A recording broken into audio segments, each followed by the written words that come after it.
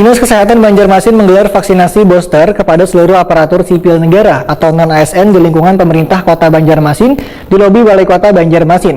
Wali Kota Banjarmasin bersama Wakil Wali Kota Banjarmasin memantau langsung jalannya pelaksanaan vaksinasi untuk meningkatkan target pencapaian vaksinasi booster di Banjarmasin. Berikut untuk kabar selengkapnya.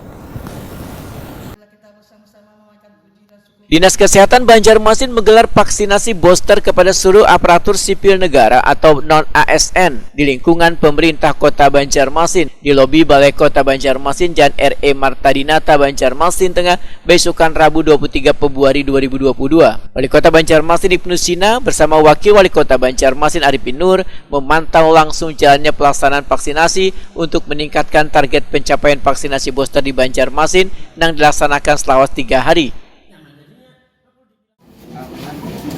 Oh ini asli.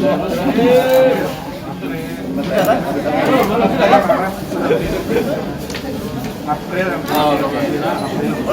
Rasanya.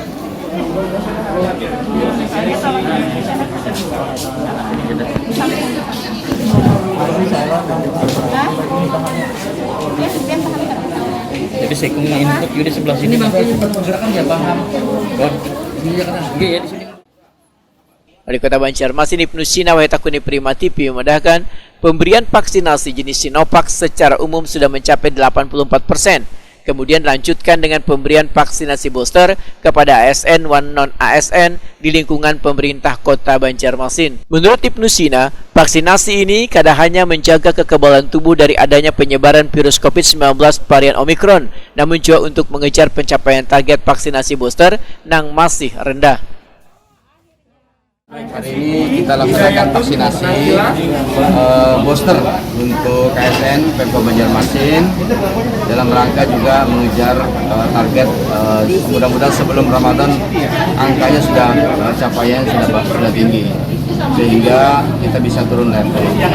Nah, oleh karena itu ini kan ada sekitar 7.000 ASN kota dimulai dari yang di Balai Kota dulu, nah, kemudian di dinas-dinas lain. Tapi tentu yang rata-rata memang booster. Nah, kami berharap ini bisa segera dilaksanakan dalam beberapa hari ini supaya ya paling tidak 1.000 orang per hari masih bisa.